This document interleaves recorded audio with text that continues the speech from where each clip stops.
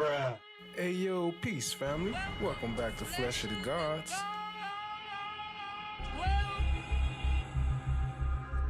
Well, isn't this a nice surprise?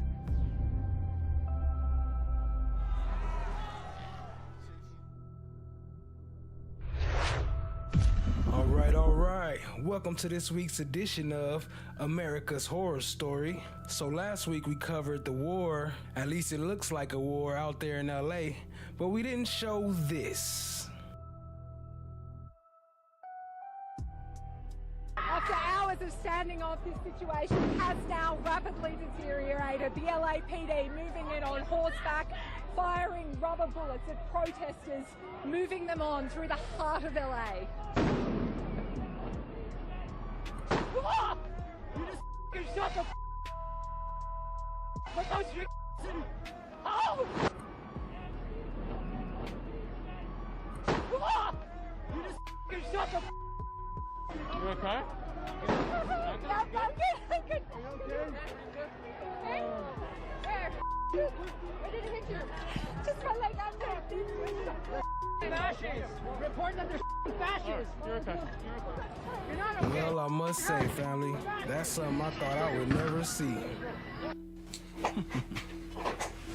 Cut it! We don't know to believe you if you bull serious. But let me tell you something, y'all. When somebody tell it on you, they serious. You being told on right now.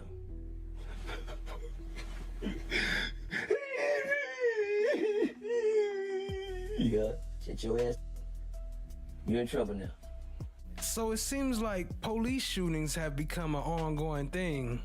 They shooting people, people shooting them. It just doesn't stop. Block of West Hampton Avenue. Here's one of the most recent police shootings that I've discovered. While patrolling the marked squad, officers were flagged down by a community member for two individuals flashing guns. Officers observed the two suspects and attempted to conduct an investigatory stop when the suspects fled on foot. Our officer exited the vehicle and gave chase on foot. Our officer encountered one of the suspects in the alley of the 4800 block of North 46th Street and gave commands to the suspect to drop the gun. The suspect refused, and gunfire was exchanged between one of the suspects and our officer. One of the suspects and our officer were both struck by gunfire. The second suspect was arrested without further incident. No one else was injured by the gunfire. Two ghost gun firearms were recovered. Again, two ghost gun firearms were recovered. The suspect was shot, was a 39-year-old male, was transported to a hospital for treatment of non-fatal gunshot injuries. The second suspect is a 19-year-old male. Our injured officer is a 30-year-old male with over 7 years of service. He was transported to a hospital for treatment for non-fatal injuries. This officer is also the officer that discharged his firearm at the suspect. He was placed on administrative duty as a routine and officer-involved shootings. Criminal charges for both suspects will be referred to the district attorney's office. The Markham Police Homicide Unit will be investigating this incident. This is a fluid and ongoing investigation. It seems like an ongoing thing, period. It's like every week we've been seeing shootings and shootings and shootings, and most of the time the cops get away with it, as we know. Video related to this incident will be released in accordance with the Standard Operating Procedures 575. The Markham Police Department send our thoughts and prayers to our officer and wish him speedy recovery. Nothing. Anyone who behaves in a criminal way, the long arm will for the law is going to get you. No one is just able to have. Anyone who behaves in a criminal way, the long arm will for the law is going to get you. No one is just able to have any particular type of wanton or just continue to have behaviors that we see out here. But yes, we're committed to be in this neighborhood, but we're committed to Milwaukee. We're committed to all our neighborhoods. Where there is these type of incidents going on, we will be engaged. Violence right along and near Hampton Avenue. There have been 10 people shot since in the past week, including Officer Schwabenlander. A Milwaukee mom recorded on a video call when yard work turns to terror as she first hears police shouting and then a gun battle at 46th and Hampton right behind her house, scooping up her son and running for cover.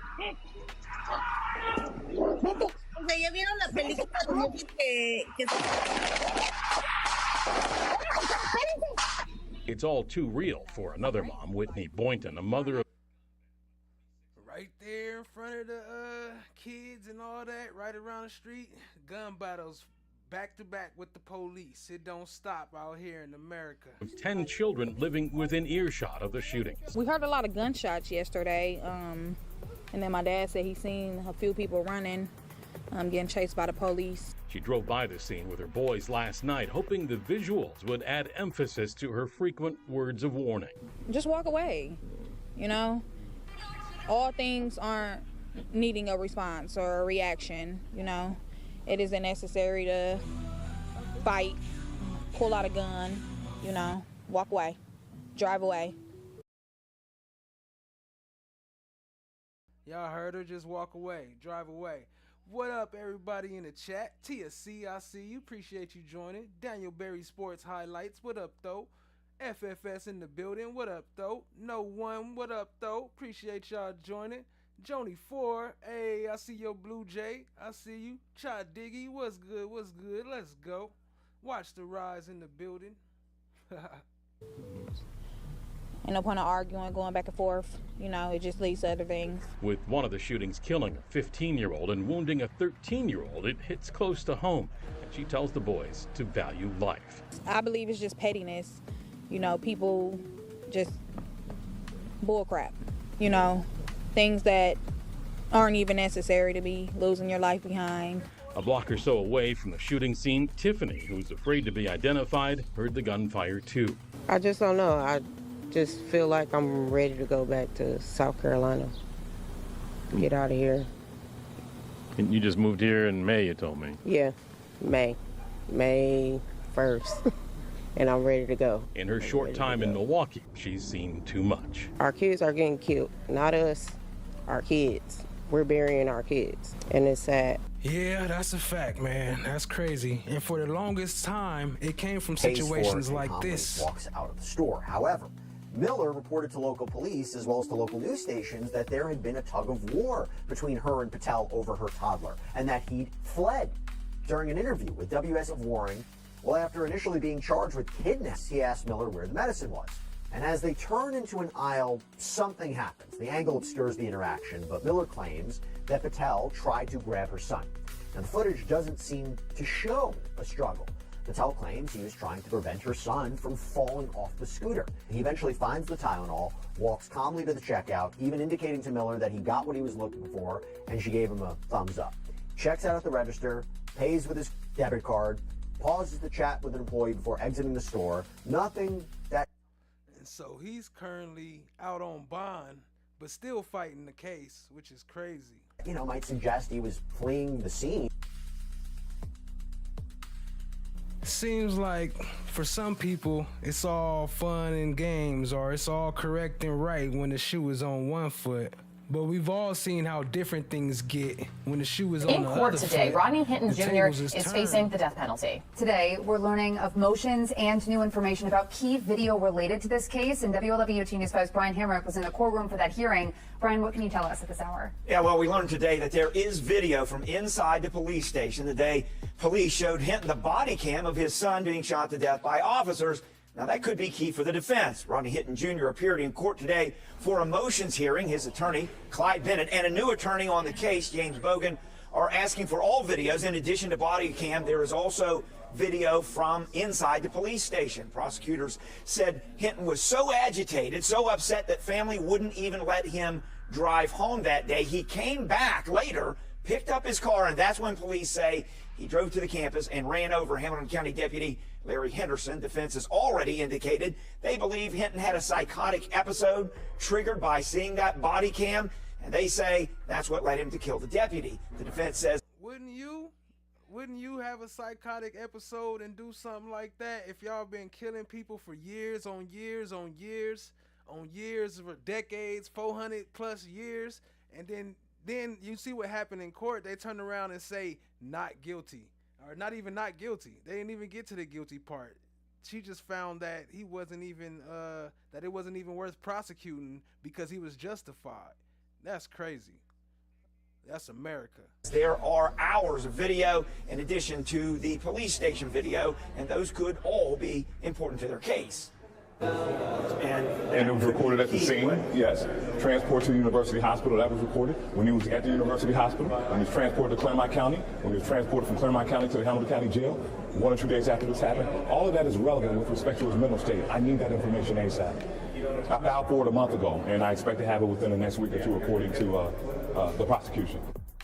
Now, the Hinton family is also filing a civil lawsuit against the police in the death of the son, Ryan Hinton, but Rodney Hinton Jr. appears in front of the cameras. We're here for a pretrial state versus Rodney Hinton. His defense team has filed a motion about a different set of cameras. A motion to preserve some audio-video recordings. They want the video from inside the Cincinnati police station the day Hinton went to see this body cam. It shows Cincinnati police shooting Hinton's son, 18-year-old Ryan Hinton, to death as the team pointed a gun at an officer. Prosecutors say the father was agitated. Apparently, that was caught on video, too. Hinton's defense team says it all triggered a mental breakdown, causing him to run over and kill Hamilton County Deputy Larry Henderson in retribution. Hinton's attorney, Clyde Bennett. I've seen a slight improvement, but I still think that he's experiencing the residual effect of a psychotic episode, and he's still medicated. Bennett believes multiple videos will be important to his case, including some we've obtained like this. It shows the transport between jails and the Claremont County intake in the hours after the attack. Do you have a serious medical or mental health issue that needs immediate attention? All of that is relevant with He said after the attack. respect to his mental state. I need that information ASAP. In a case where what's caught on camera. They need that information ASAP. That's part of the discovery. They got to have that coming. But you know, part of America's horror story is they can do whatever they want, how they want. But now we have it all on tape and all on film, so things are starting to change. Maybe. Camera can be used to tell more than one story. Just want to remind everyone, no cell phones in the courtroom. There are no cell phones in the courtroom. If you have a cell phone, turn it off. If you need to use your cell phone, go out in the hallway and use it. There are no cell phones, local rule, signs everywhere, no cell phones. Okay, we're going to call State versus Rodney Hinton. He's going to...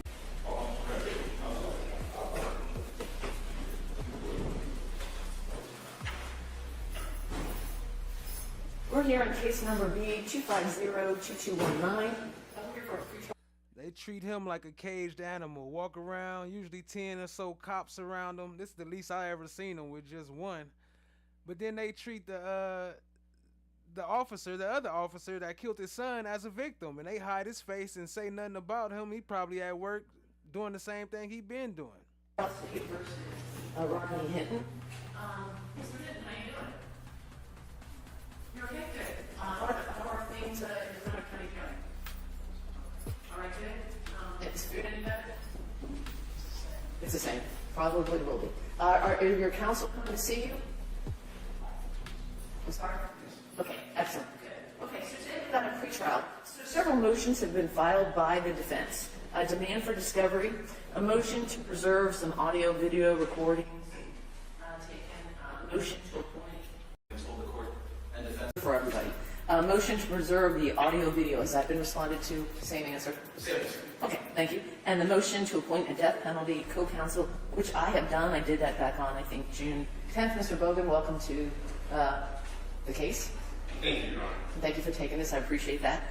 Motion to compel disclosure of exculpatory evidence. Same answer? Same answer. Thank you, sir. Motion to exclude photographs of the deceased. Same answer. Okay, and so, why did you have to respond and then I have to move on it? Okay, motion for inspection of the grand jury testimony. Have you responded to that? We'll be filing a motion in response to that and probably decide that hearing. We thought it most prudent to respond to all these motions once we provide them. Yes, based on premature as far as the evidence that's been disclosed by the state of Ohio. Right. So my claim in the case, I will go over these issues. That's why the motion was filed. Yeah, but which is totally fine. It may just be a little premature right now. So is there anything you want me to do before the next pre-trial date? I was thinking we'd set a hearing date for some of these motions. With anyone? This time around, we're going to be at the Yes, my entry. No, my entry. They're both? You're both. Yes, I do want them. So they have a trial date coming up July 9th. Not a trial date. The trial not till January, but they have a date coming up for a preliminary hearing, a show cause hearing on July 9th. So we'll be streaming that if I'm free.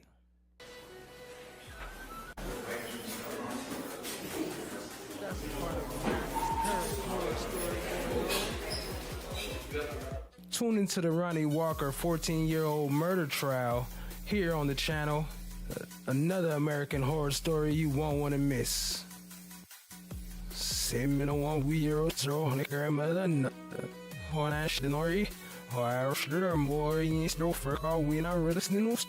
Today for the murder of 14-year-old Alexia Alexander. Prosecutors say that Walker killed Alexander 3 years ago on a dark campus street during a fit of revenge. Well, today, his childhood friend took the stand claiming he witnessed her murder. Alexia's mother also testified. Fox 13's Evan Axelbeck is there live at the courthouse today in Hillsborough County with the latest on this in downtown Tampa. Hi there, Evan. Bring us up to speed here on this. Yeah, the witness who testified against Walker today has known him for their entire lives, and he told the jury that Walker began threatening him from jail, and the prosecution has pinned their entire case on the jury believing him. There was one thing Ashley Alexander wanted the court, the jury, and Ronnie Walker to know. How did you know her? I was her mother. She also told the jury that Alexia had begun running away from home 3 years before prosecutors say she was shot by Ronnie Walker in May of 2022. She watched surveillance video today of Alexia getting into Walker's car hours before she was killed. The last time she was seen alive by anyone other than Walker and Robert Creed. When it comes to the facts of what happened the early morning of the shooting, the focus was on Creed, who has pleaded guilty to accessory after the fact for lying to police, at first to protect Walker.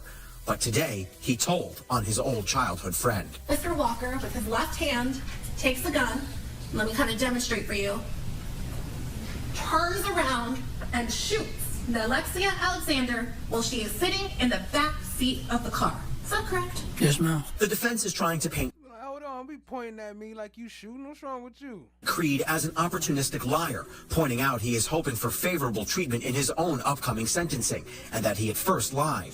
Creed's final testimony to the jury, though, is that he heard Walker shoot Alexia several times, and that Walker threatened him after the shooting. Telling me, don't say nothing, don't tell nobody, or you're gonna kill me too.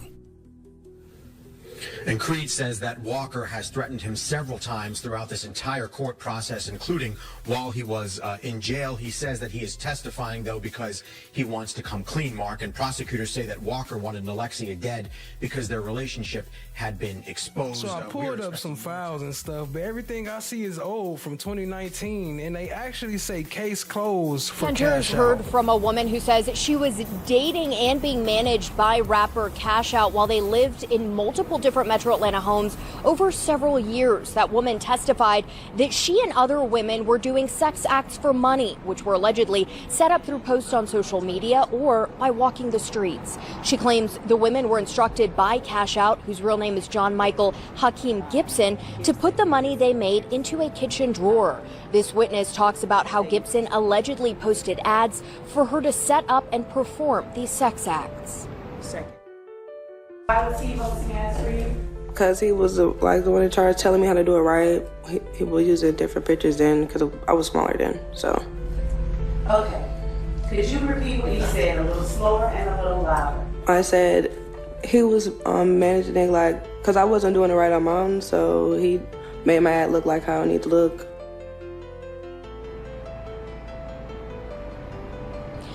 And the woman testified that she would sometimes send the money that she made to Cash Out's mom, who is also on trial. The defense attorneys have denied these accusations. Live in Fulton County, Yasmina Alston, Atlanta News First. Let's talk salary. Trafficking Rico case involving an Atlanta rapper known as Cash Out. He and two co-defendants, including his mom, are on trial. Atlanta News First, Yasmine Alston is there at the Fulton County Courthouse with more on what jurors learned about the investigation into the rapper.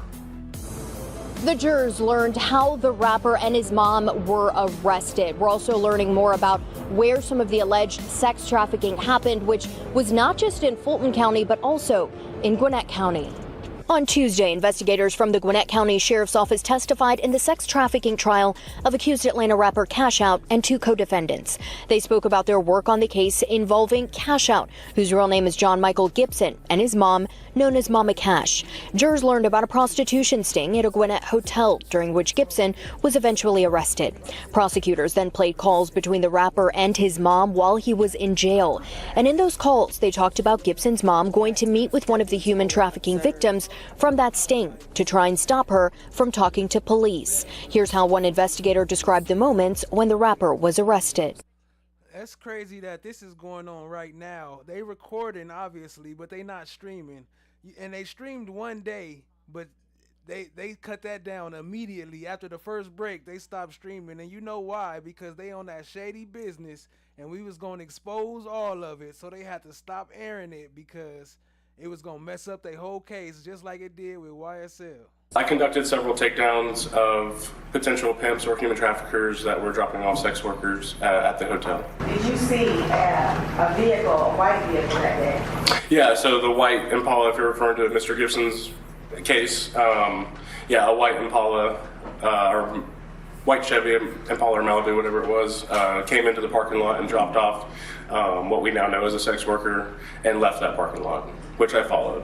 Gibson and 4 others allegedly used their record company to coerce, entice, and recruit young women to engage in commercial sexual activity, according to the indictment. And Cash Out is facing multiple charges, including rape and luring women into prostitution, which his attorneys deny. Victim in the trial of an accused Atlanta rapper known as Cash Out. He is facing charges, including sex trafficking. Atlanta News First Yasmina Alston is live at the Fulton County Courthouse. And Yasmina, that witness testified that she was a sex worker for the rapper.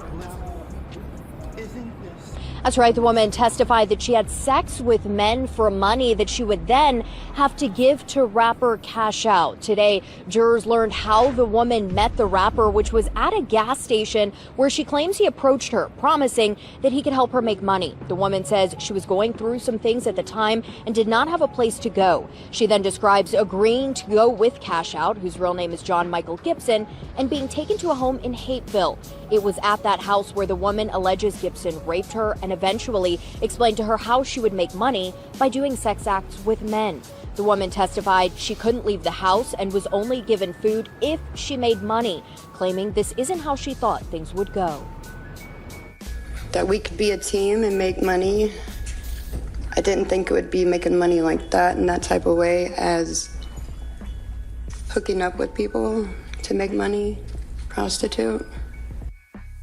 Defendant set to stand trial in the YSL Rico case centered around Atlanta rapper Young Thug.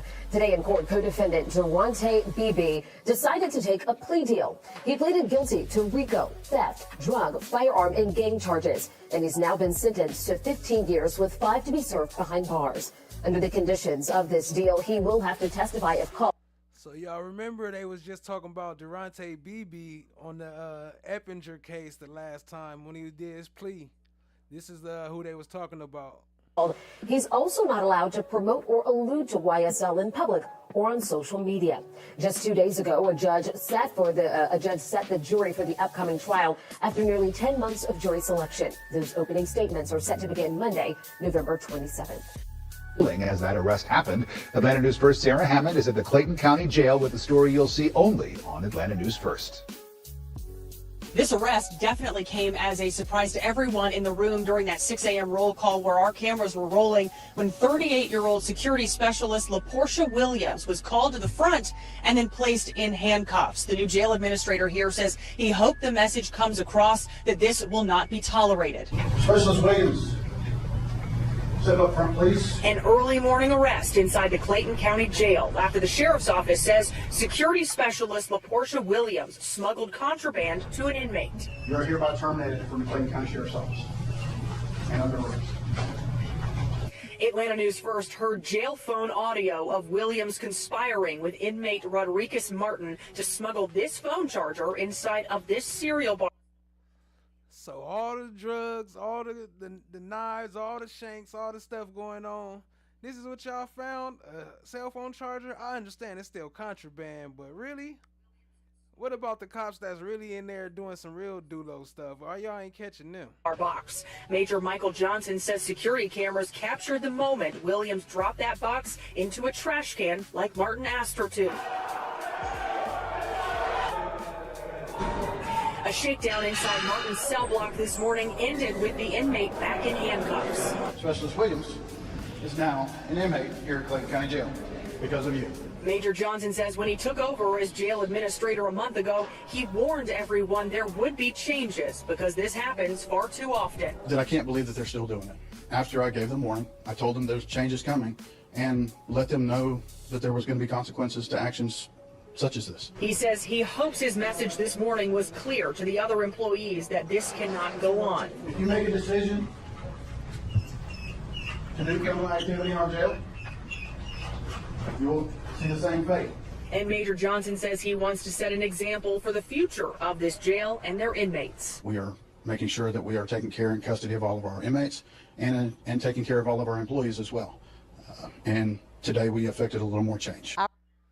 So are things really changing, or is this just another cover-up? But, I mean, I guess it depends on really what they're doing to the cops. They've been doing all this and locking up the criminals, but what are they doing to the police officers? That's the question. The ones that's out there killing kids and covering up like this lady right here.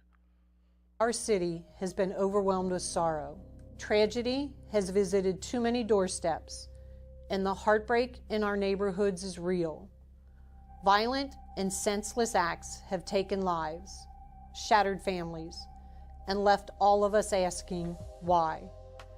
As you watch this message, I want you to remember the names of those we have lost, lives stolen without warning, without reason, and without the chance to say goodbye. Please join me in remembering Ryan Hinton. But then maybe things are actually changing. Explain the decisions, the discipline given, and share the changes that we've already implemented to ensure something like this never happens again. We want to also ensure that our community knows that we are a professional agency and we will continue to move forward with purpose. If we go back to April 22nd, 2023, former police officer Andrew Passaggio used excessive use of force after claiming an individual was resisting arrest. The actions of Passaggio and others that evening raised serious concerns. Those concerns deepened when the state attorney's office conducted an independent review that raised additional questions about truthfulness and conduct by other members of the agency. Today, we are taking the final steps in the city's original commitment to conduct the independent investigation into the department, as well as those involved in mishandling of the response to resistance investigation. There are two things that I really want to make very clear. I'll be very matter of fact and be very direct about. The first is that type of behavior that we observed on the body cam is unacceptable and will not be tolerated. Second thing I want to be very clear about is that this was not a department-wide cover-up. The actions of a few who have been held accountable. Look, why is always when it's them, it's the few, or this was just that one? But then when it's a YSL or when it's a gang, y'all want to lock up everybody. Y'all want to say y'all all had it. It was Tick, it was DK, it was all them. But when it's y'all, it's an isolated incident, right? Do not reflect the values, the commitment, the dedication, the integrity of the men and women of the Kissimmee Police Department as a whole. We should not be here today. But we are, because a former police officer made a series of unacceptable and deplorable decisions, including influencing two other officers to lie to minimize his excessive use of force. Subsequently, the city of Kissimmee requested the Orange County Sheriff's Office to conduct an internal affairs investigation to achieve transparency, objectivity, restore community confidence, and ensure accountability. Since receiving the findings of the investigation on May 27th, a methodical review of almost 300 pages of this investigation was conducted by myself, police department leadership, members of the made regarding any disciplinary actions are guided by what's firm and fair, as well as in accordance with policy, procedures, and the law. We could not speak about it publicly until all employees had been formally notified and served. So to begin, 13 members of the Kissimmee Police Department were named as subjects as within this internal affairs investigation. 13 members, and they was under the chief. So that had to be considered a gang, right? That's way more than 3.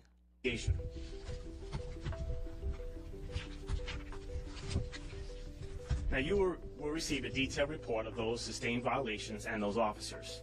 Just to give you a quick breakdown of the 13, 2 officers resigned, or 2 members resigned prior to the Orange County Sheriff's Office investigation. 2 members were terminated prior to the Orange County Sheriff's Office investigation. 3 members were terminated at the conclusion of this process of the Orange County Sheriff's Office internal investigation. 2 members were demoted to police officer as a result of the Orange County Sheriff's Office internal investigation. 3 were suspended, and then 1 out of the 13 was exonerated with no sustained violations.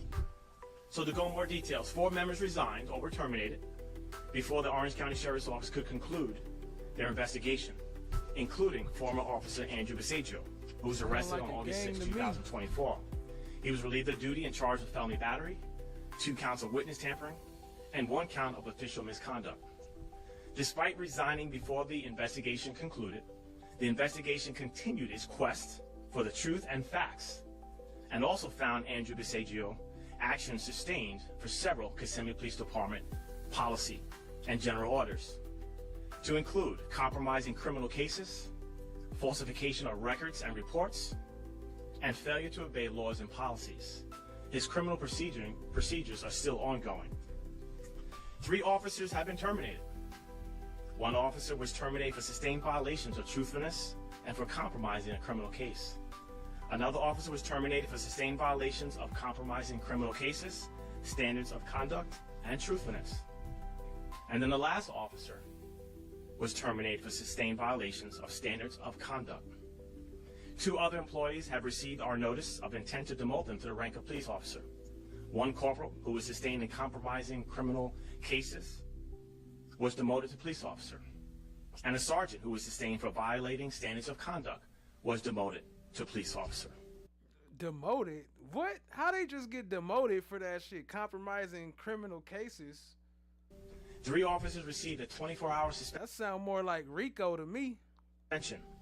1 corporal, 1 sergeant, and 1 lieutenant all received a 24-hour suspension for unsatisfactory performance. And they got ranked? That's Last gang, but certainly right? not least, of the 13, 1 sergeant was exonerated with no sustained violations or disciplinary action. Each outcome was derived from a thorough review of individual actions as per our written directives regarding their involvement in the initial excessive use of force investigation. These decisions were not easy and were not made lightly. Each was based on the evidence, policy and procedures, the law, and our new department core values, as you see here. These core values are the new standard. They're new guiding principles. That's what we all hold each other accountable to. These core values are also implemented written into our policy.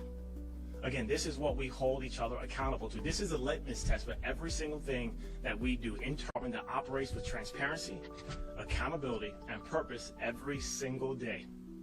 We are making changes that go beyond discipline, but that reach the core of how we lead, how we train, and how we serve and protect this community.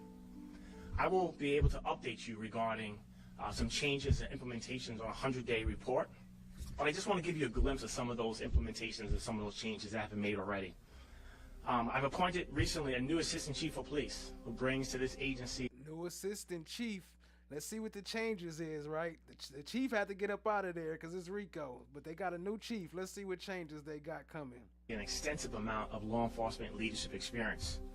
He has worked prior with the Osceola County Sheriff's Office under former Sheriff Hansel and former Sheriff Gibson. He is here to help strengthen our executive leadership team. We will also promote additional executive staff members in our nearby future to ensure adequate oversight. We've enhanced our early warning system to flag patterns early and intervene quickly and proactively, not to discipline, but to identify where additional support and training and review may be needed. These efforts build upon the progress already underway. He said not to discipline, but to find out how to get more money for more training and more reviews, more recruits. Before I arrived, the city leadership and the interim chief, Robert Anzueta from the Orange County Sheriff's Office, began implementing reforms based on the grand jury presentment. This work was foundational. It included assessing the command staff's qualifications, improving internal policies on response to resistance, and providing training on crisis response and critical legal topics. We strengthened our internal affairs unit by assigning 2 sergeants and appointing an experienced civilian internal affairs manager to lead and ensure impartiality and accountability and consistency within all of our investigations. We've also addressed reporting gaps to guarantee full compliance with all state requirements concerning moral character violations or violations of moral turpitude, use of force incidents, as well as Brady disclosures. We will work and cooperate with the state attorney's office. Because of the commitment shown by all of our personnel, I can confidently say that we are moving forward with strength, transparency, and a deep responsibility to the community that we vow. I don't know much about that county, but hopefully they spread that around and make that a standard, because it's too much going on, too many shootings as we've been showing so far. Y'all hit that like button, hit that subscribe, appreciate you. To serve and to protect. To our officers and civilian staff, I want to leave you with this. I want to say thank you first. I see your work, I see your commitment in the midst of this challenging investigation over the past 2 years. I see your professionalism, your patience, and your willingness to rise above. You have been in protecting you, ready to answer a few of your questions.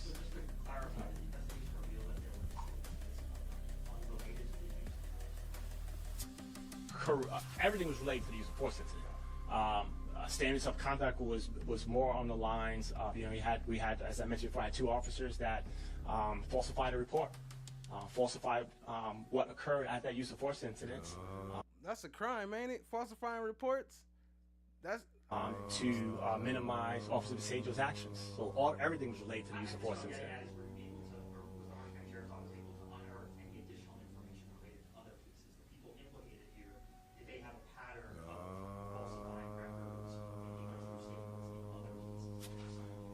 No, everything was limited. The scope was limited to this investigation here. Can you talk about the moment you received this report and the decision making that your team made, how that process worked for you guys afterwards? Sure. When I first got the report, it's disappointing, and it's not just as disappointing to me. Meeting with my staff, the one thing that law enforcement officers just totally despise is when other officers tarnish his badge, do something contrary. He must not know about the history of America. Talk about when they tarnished this badge, boy, that's part of America's horror story. What you talking about? It being tarnished since you made the mug. To our core value, do something. Y'all just now cleaning it. Do something contrary to this honorable and noble profession. So it's a little disappointing. But again, I want to be very clear, as I stated before, that this was not a department-wide cover-up. There's an officer convinced 2 others to lie, and they're all been held accountable.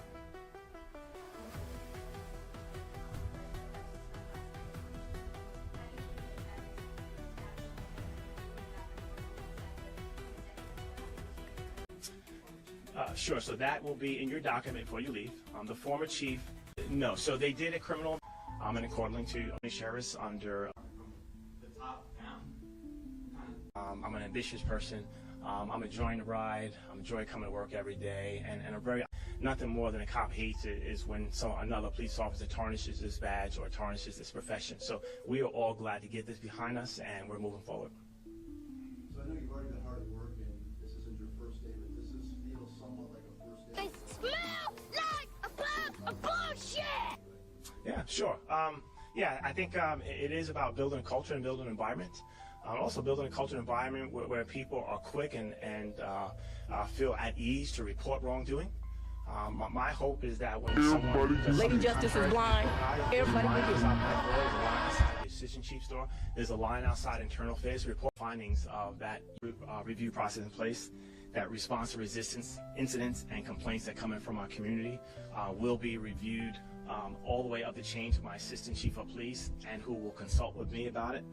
I can tell you that we will be consulting with the state attorney's office with anything that rises to a level of criminal nature.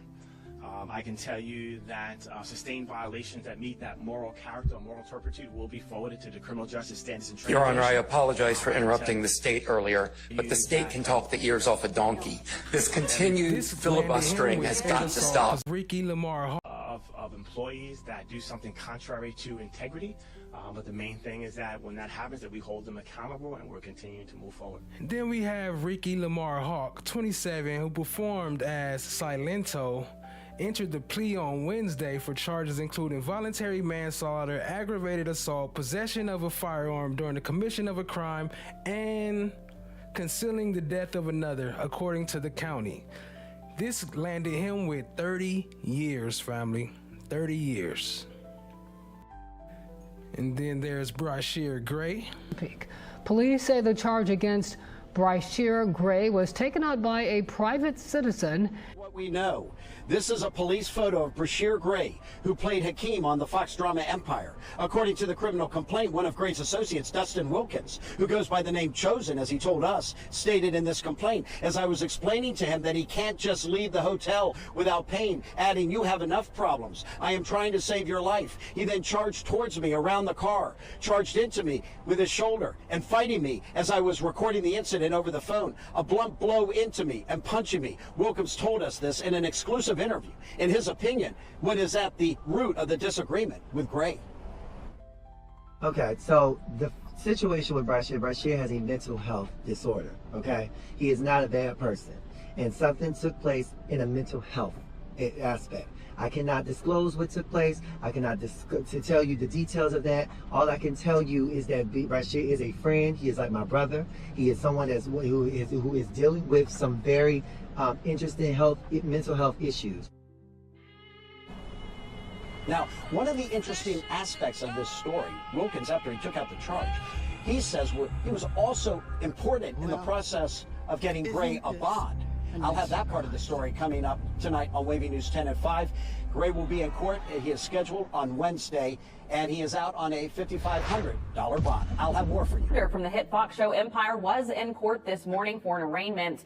Former star BRYSHERE Gray was officially charged with assault and battery in connection to a fight that happened last Friday at a hotel in Chesapeake. Now, the alleged victim, Dustin Wilkins, told 10 on Your Side Sandy Fox he did take out the charges against Gray, but he doesn't want him to go to jail.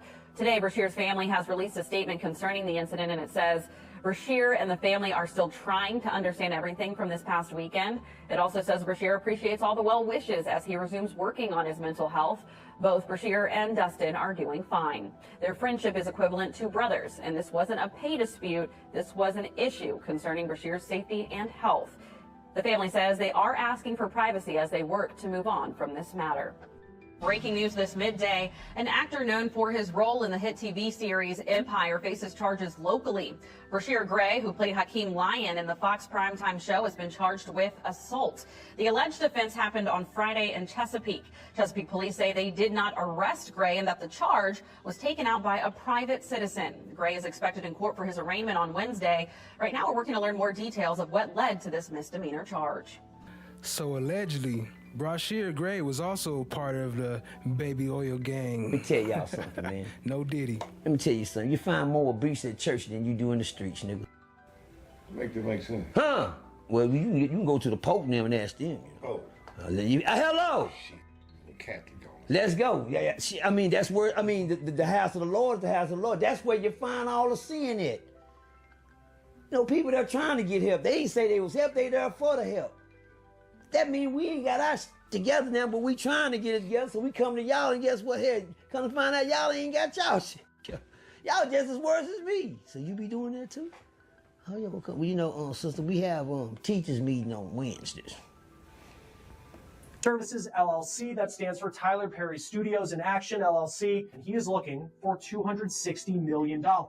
Dixon, who portrayed a lead role in Perry's show called The Oval, is claiming 10 causes of action for the civil suit. Quid pro quo sexual harassment, work environment sexual harassment, workplace gender violence, violation of the Bain Act, a California law that protects against violation of someone's civil rights through force or coercion, sexual battery, sexual sexual assault, negligent retention, intentional infliction of emotional distress, and retaliation. He was invited to Perry's Georgia home, where he and Perry drank together. When Perry told him he was too drunk to drive and offered him his guest bedroom, Dixon says he accepted. But then he claims that while he was asleep, Perry climbed into bed with him and tried to initiate sex. Dixon says he tried to distance himself from Perry, but he was offered a role on Perry's show, The Oval. So the idea of the episode came from one of our actors that was a part of the show, Gary Anthony Williams. This right here, this is the creator of Boondocks, the cartoon Boondocks. You know what I'm saying? Who plays Uncle Ruckus. So he had auditioned for a Tyler Perry movie, and so he was telling us about his experience, and so there were certain things that we took from the real story that he gave us and we put in the show, and I think that might have made him feel a way because it was almost like he had a leak or someone that was like telling us stuff that because it was like the prayer circle, for example, like that was something that he did, and then we were also, Gary was informed that he might actually record those prayer circles. And so that's where we got the idea of Granddad, his eyes wandering, and Tyler Perry caught him through him videotaping those prayer circles and realized that he was not, not ready for the inner circle, or at least Gary didn't get the job, by the way. That he's literally got, at the same time, this person was sexually harassing me for years. Multiple young black men on the payroll, and they just had to show up when he requested them to be there. And clearly that's why it felt to him that it was okay to say these things. And I want to have these discussions. I want to be transparent with y'all about that. I've done my best to forgive this person, but it happens. It happens. It's not just women that have to deal with it, but it's also men sometimes. And it'll be men tempting men. And that's why a lot of my posts over the last few years have been about taking the scenic route, taking the long way around, because if that means that you can carry your integrity with you, then, and it's 11/11. Thank you, Heavenly Father, for another opportunity to connect with you. One of these on me since 05, whether it's a keychain recorder or a pen, because most players would check your phone. And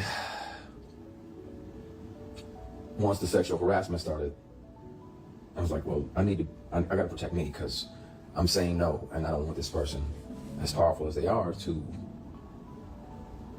try to get in the way of my work. So I started recording. So I have them offering me money to take my clothes off. I have recordings when I wasn't working with them or for them. I have recordings of them confessing that, the other guys that they have on the payroll, all the above. And the difference is, the wonderful thing about confidentiality agreements and non-disclosure agreements is that they can't prevent you from turning all of those things over to the police, because sexual harassment is a crime. Attempted sexual assault is a felony.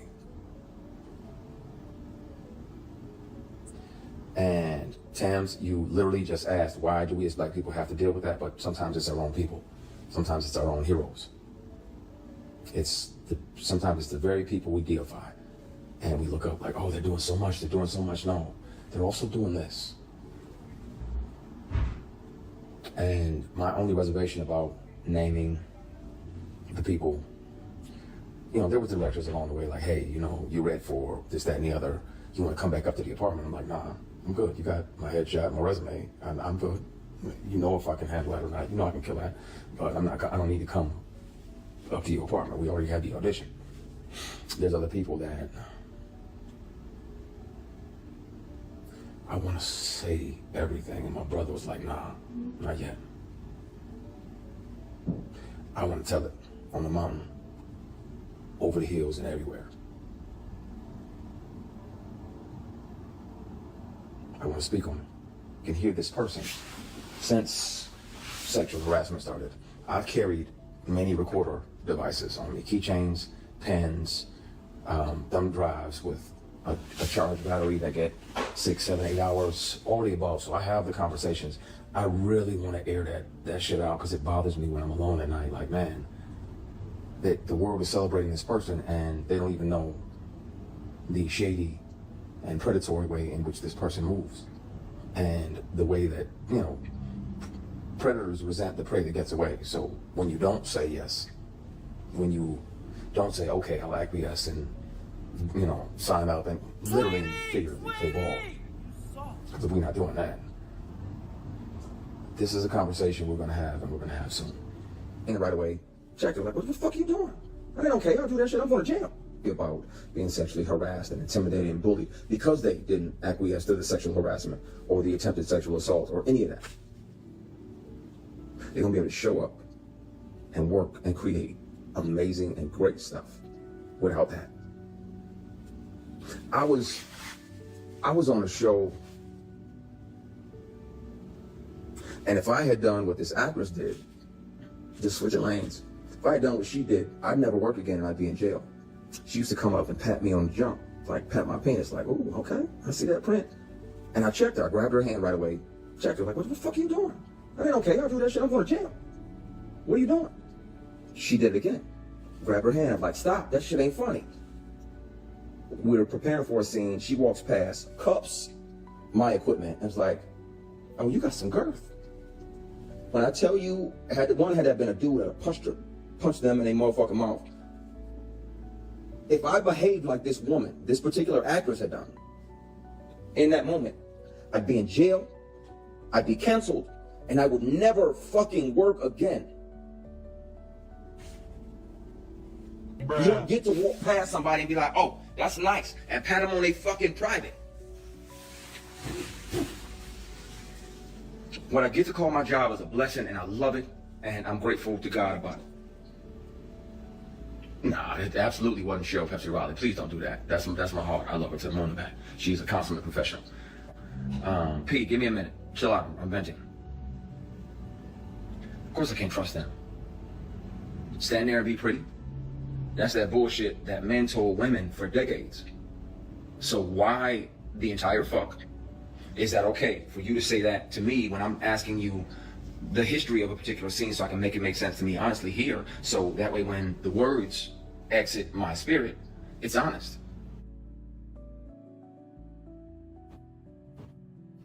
A few people calling me right now because they're probably seeing this and they're wondering if I'm actually going to tip the camera over, and I want to. I fucking want to so bad. It's because I'm tired of carrying it. I'm tired of carrying and having to deal with the bully and the harassment. Years. Not one, not two, not three, more. Years of sexual harassment and attempted sexual assault. And I want to air that shit out so bad.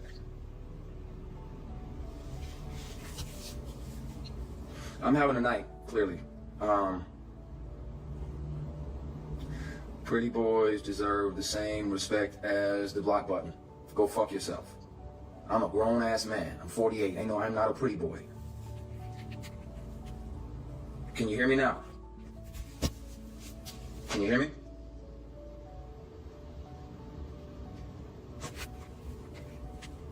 Hello? Can you hear me now? Okay, some people can hear me. Can you? I'm a log off before I spill this shit, man, and fuck up y'all year. Fuck up 2024. Because if you think that Diddy shit was crazy, you don't even know. What up, Cindy Porter? Actually, I don't know. I didn't watch the whole thing. All I watched was this clip that I grabbed. Take your medicine like the man. I hate to see this come to an end for you. I'm not wishing no bad on you, but I'm just telling you what we've been seeing over years and decades. If ain't nothing gonna change, ain't nothing gonna change. You niggas quit doing your dirt all out in public.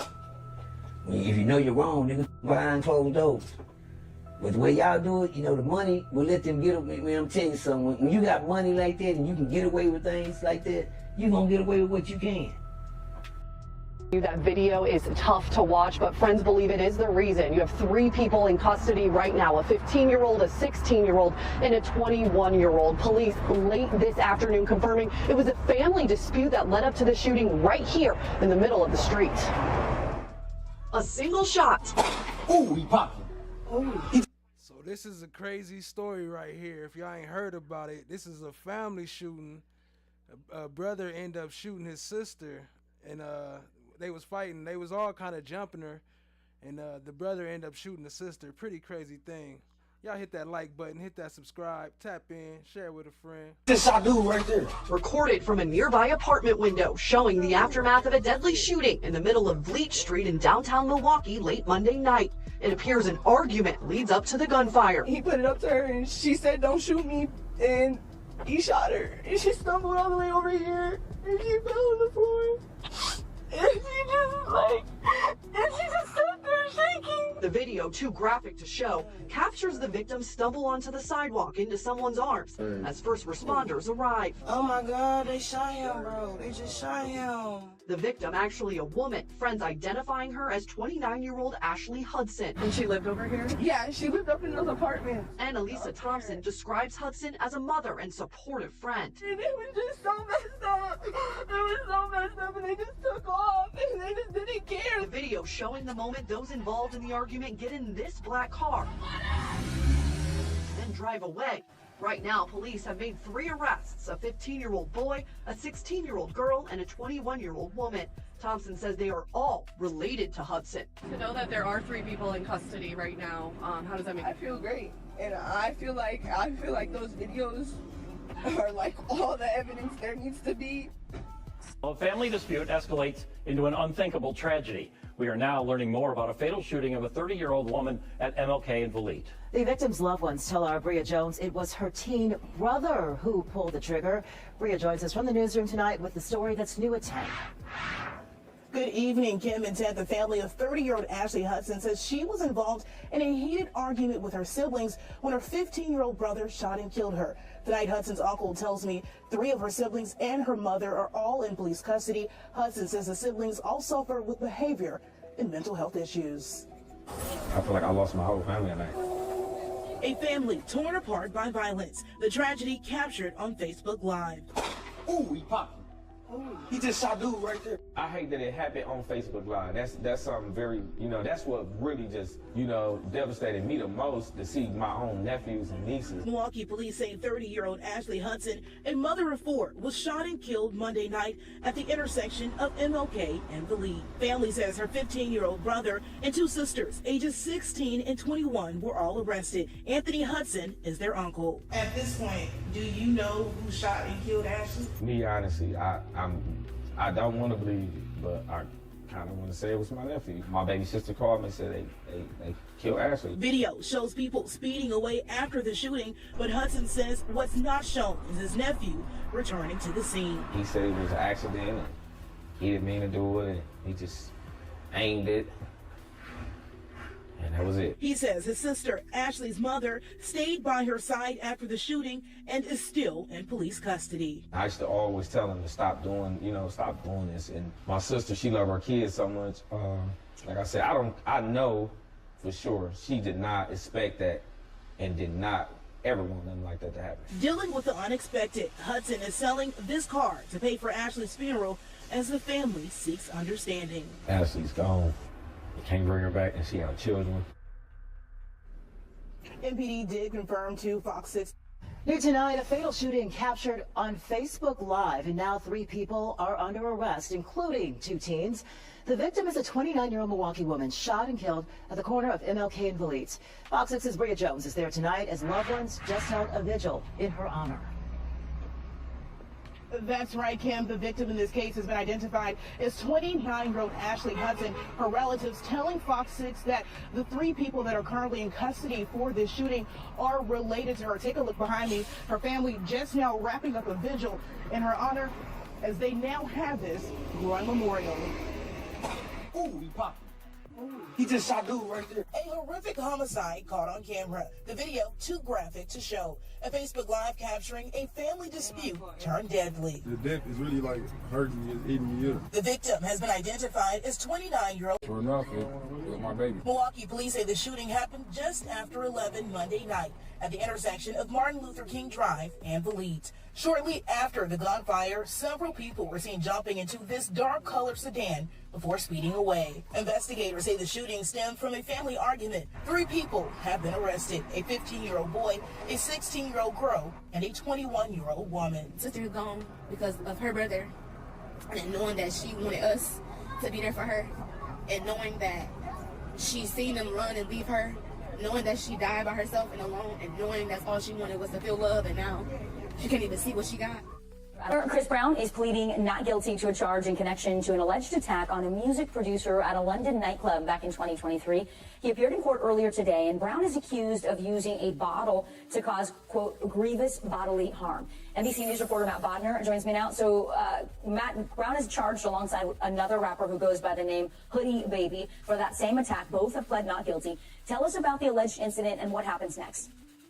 Thanks, Vicky. So this all is alleged to have taken place right here in London at an upscale nightclub back in February 2023. The prosecution alleges that Brown and his co-defendant attacked a man with a bottle before then proceeding to beat him. Brown wasn't actually arrested until May of this year when he flew in on a private jet to the city of Manchester to prepare for his UK tour dates. Manchester police then arrested him at his hotel and remanded him in custody for about a week before the singer arranged a hefty bail fee, and that would allow him to continue his international tour. That sum was $6.7 million, and such a fee was intended to ensure Brown returned to the UK to face the court. He's done that today. Now, today's hearing was just the start of a longer process, and it was the plea and prep hearing. Brown, of course, pled not guilty to the charge of attempts to cause grievous bodily harm. There will be another hearing that will take place in July, with the full trial scheduled for October. Matt, we know that Brown also faces 2 other charges. Tell us about what's happening with him legally at this point and what kind of punishment he could face if he is convicted. Sure. So that's correct. The prosecution unveiled 2 additional charges today, and that did seem to take Brown's team by surprise. Those charges were assault occasioning actual bodily harm and also having an offensive weapon, and that would be the bottle. But because today was the first time the defense has heard about these charges, Brown was not asked to plead on them today. His team did ask for time to understand the basis of the Crown's evidence on those 2 charges, and we'll hear Brown's plea on them during the next hearing on July 11th. Now, if found guilty on all of these charges, Brown faces anywhere between 2 and 16 years in prison, though I should clarify that this is based on the recommended sentencing guidelines that the judge will follow. Intent can also play a factor in sentencing in the end, with lifetime sentences possible. Lifetime. You heard that at the end? He said intent can play a role, and he could also include a lifetime sentence possible if he was saying it was intent, which I doubt is going to happen. But what type of law is that out there?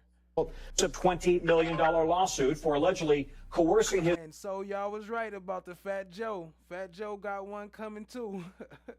Another American Horror Story coming. They say he doing the same thing. He doing the Diddy too, huh? Ex-hype man into thousands of sexual acts.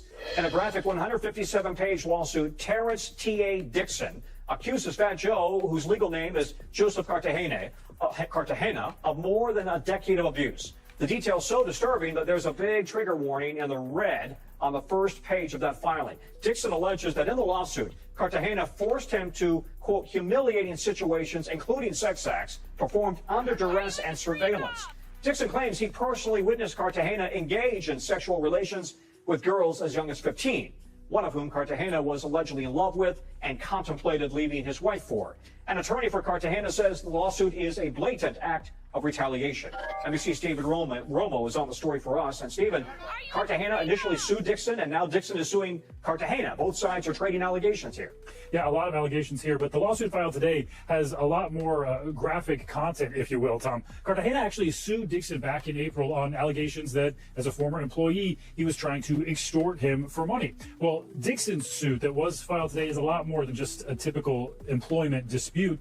The complaint does accuse Cartagena of underpaying him, but it goes on with many more allegations, claiming Cartagena would bring women to hotel rooms and make Dixon have sex with them in front of him and others. It also alleges that Cartagena would fly underage girls into the U.S. from Europe and that he paid for plastic surgery for one of them, and claimed that the minors were frequently cut off financially and discarded when they became non-compliant. Now, said the minors. Where are the minors? They got the minors too? Cartagena's attorney claiming that those claims in this lawsuit are complete fabrications and lies, and saying, quote, the lawsuit filed by Tyrone Blackburn and Terrence Dixon is a blatant act of retaliation. And y'all see who this lawyer is, right? You see his name at the bottom? Joe Tacopina, the same one as A$AP Rocky.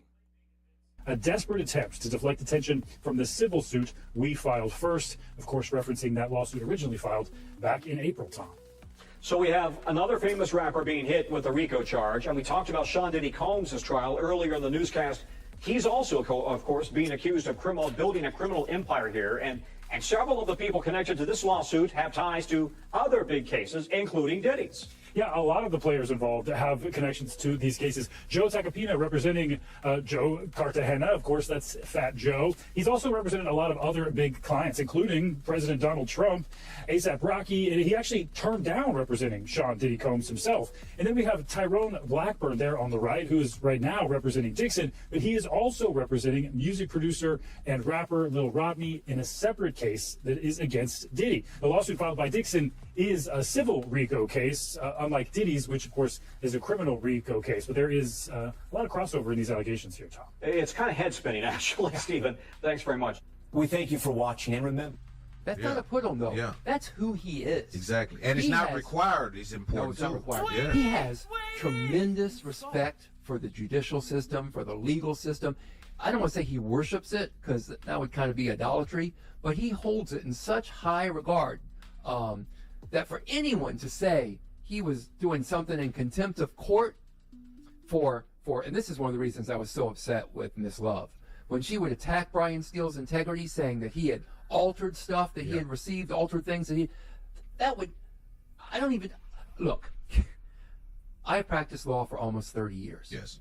I was with a top 5 law firm. I've been against the top law firms all over this country. California, Texas, Massachusetts, New York, Virginia, everywhere. Everywhere. Hundreds of lawyers I've litigated against and with. And I have never met an attorney with more integrity than Brian Steele. Wow.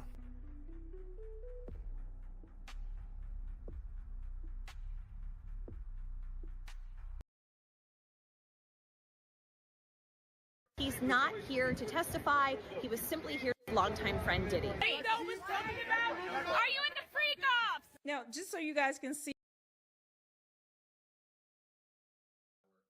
Hold on. Sweetie! Sweetie! You soft.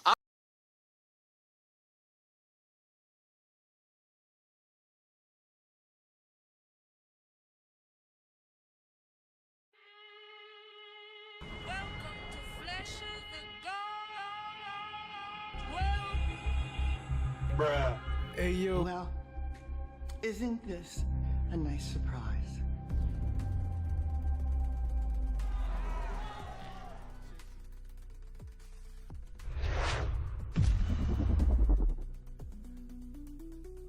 All right, family. Y'all have a good one. That's it for tonight. Welcome to America's Horror Story, a new series. What up, Jazzy T? Appreciate you joining. We just rolling out. It's a short one tonight, but much love, much love. Appreciate y'all showing up. Shout out to Jazzy T. Shout out to Tia C. Shout out to Tat Clouds. Appreciate y'all. Shout out to Cindy Porter. Appreciate you. Shout out to No One. Appreciate you showing up. Let's see. Shout out to FFS. Appreciate you, family. Shout out to Daniel Berry Sports Highlights. Joni 4. Much love, much love. Chot Diggy. Much love, much love. And until next time, y'all stay fresh and stay blessed.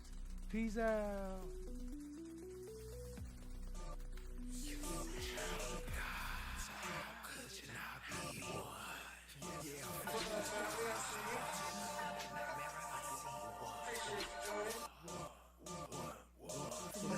He arose, never hated friend or foes, just a sub to art and not giving a fuck, chasing down my goals, I self-law am master, supernatural disaster, metaphysical reaction, I am the flesh, I am the God, no one got the lab on lockdown, talking hot winters and cold summers, black force ones when we slide in the streets, we all stay home at a club jumping, what up cousin, I see you fam, throwing slime coins when I watch the trial, LEOs be capping, chatting action, come and tap in the most interactive, I am the flesh. New track out right now by No One. Y'all go check it out.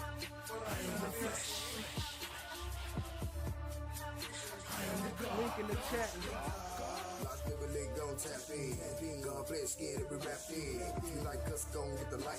Peace, love, and joy, Joni folks. Feeling left, right, front to the passenger side. It's right here, the premiere. How you know? Cause them boys broadcast to the live. Wanna talk about it? Hit the link right here. Slide coins up, got 100 bands. Mars eyes, watch how the check. And the band made love to a bomber head. 2 bands do a dance like check. I'ma keep going till I'm motherfucking tired. You what? I'm motherfucking tired. Sliding brothers out, could we rain down game? Like, what you mean? Just watch the rise. Watch the rise. Watch the rise. I am the flesh. I am the God. I am the flesh. I am the God. Flesh of the God.